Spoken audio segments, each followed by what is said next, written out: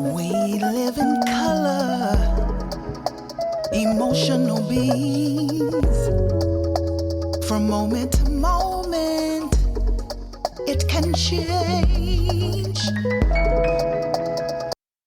With today's topic being relationships, starting at what I would call a typical point, of how we usually categorize relationships and break them into different types. So basically, when we start talking about relationships, we look at them as being personal, professional, academic, societal, and community type relationships.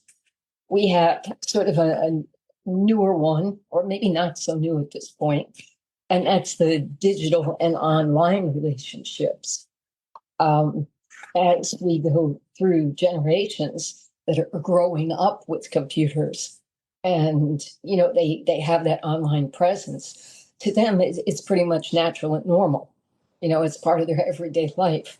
But for some of us older generations, it's taken a while to get used to.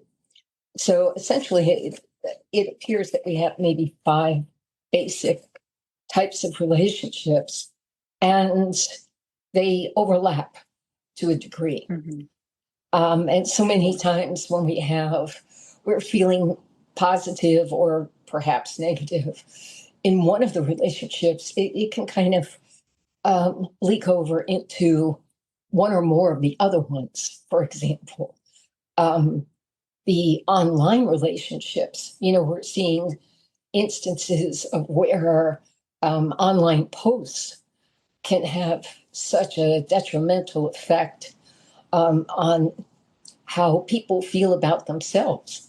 How about the intra type of relationship that we have with ourselves? That Mm-hmm. makes it even more difficult because, if there's a problem with an interrelationship, we can detach, we can walk away.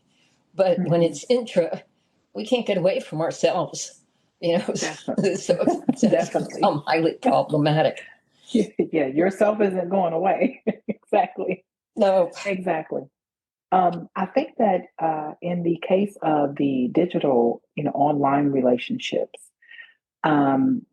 in research and even in my own research, um, when I work with performers, I tell them be very careful in managing how you look at your digital relationship, because of course, uh, quote fan base end quote, or even they may not be a fan. It may just be a random stranger somewhere out there in digital land. Um, Performers internalize what is said, and that becomes uh, negative in their life, and just knowing how to manage that. Um, Positive relationships with other people, a positive relationship with your, social media account doesn't necessarily mean, for the social media side of it, that doesn't necessarily mean that people are always going to say what you want to hear, how you want to hear it. Everybody is not going to be a fan of you, and that's okay. Just knowing that your performance is not based around everyone becoming a fan of you. Understanding that to perform means to give your art, whatever that art may be, or your input in the corporate world. It just kind of depends.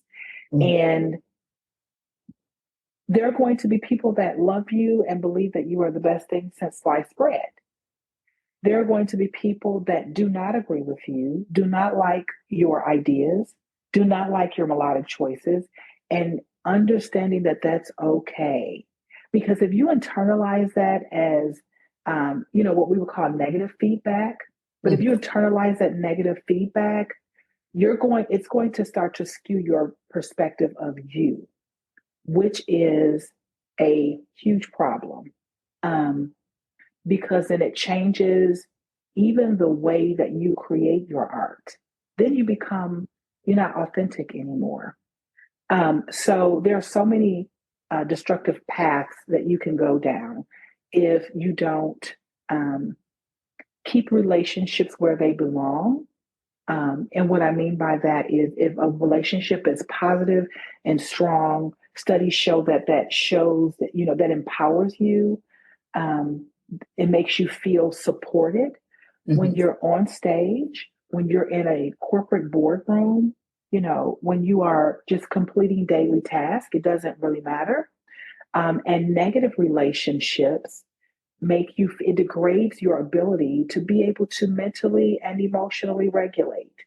And so that just means that you start to internalize those comments or those feelings. And, from human to human, that's one perspective. But as you said, there are so many different types of relationships that we have to make sure that we are properly managing so that um, they have a positive result on our psyche and not a negative one. And also, too, from a neurobiological standpoint, when we have positive social interaction and relationships, we experience the release of oxytocin, which is a bonding type of hormone, and dopamine, reward, serotonin, so that sense of well-being. What's interesting is that sort of comes from that higher cognitive functioning.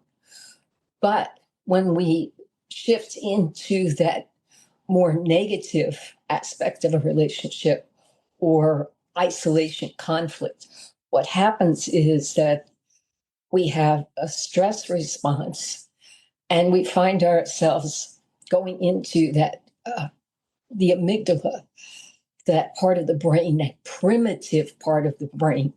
And Mm-hmm. that's where that whole idea of fight or flight kicks in. So we actually have, a neurobiological way of looking how positive and negative relationships um, manifest themselves um, neurobiologically.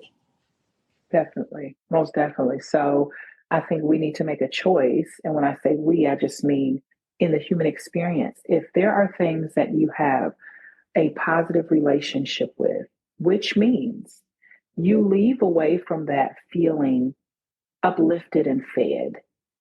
Mhm. It could be a person, their energy, it could be a conversation, it could be a walk in the park, right? As you Mhm. stated before, our relationship with nature. It could be, I have a Shih Tzu puppy, and I also have a cat. The cat is my daughter's. That relationship is not as positive. I wouldn't. My dog is, that's like my best friend, and the cat is kind of like a person that just lives in my house and likes to eat. That's just my perspective. Um, so of course I spend more time with my little doggy because I feel like that energy feeds me. Well, my daughter, she spends more time with her kitty cat. That's what feeds her. There are so many different types of relationships, and so many times we just kind of we diminish relationship to just that human to human interaction. Yeah. And you're so right. Your interaction with something begins a type of relationship. And is it feeding you or is it sucking the life out of you? Because there are many things that begin to deplete us if we're not careful. And that's where it becomes important that we recognize it as well as set the boundaries. Are we going to make a decision where we understand that we're being drained and that we don't feel confident, we actually don't feel well.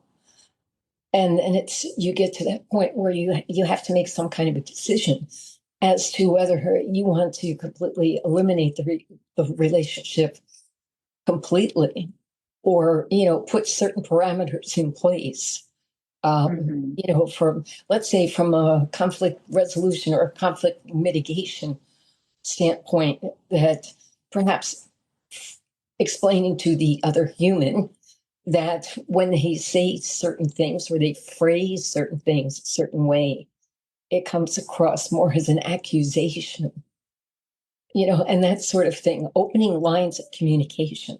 Sometimes when those lines of communication go down, things start to go terribly wrong. Most definitely, most definitely. And that is in, the corporate world, that is in friendship, that is in romantic relationship. When it's that human to human interaction, communication is imperative because with communication, comes clarity. If there's no communication, there is no one knows what the other one is thinking. And so that opens up the door for assumption. And to me, assumption is always wrong. Yes. It's always wrong. I mean, yes, you do have deductive reasoning. However, you have to be careful with that when it comes to trying to figure out what another human being thinks. It's just best to communicate. And it will ultimately help you in your relationships, which helps you in performance. We live in color, emotional beings. From moment to moment, it can change.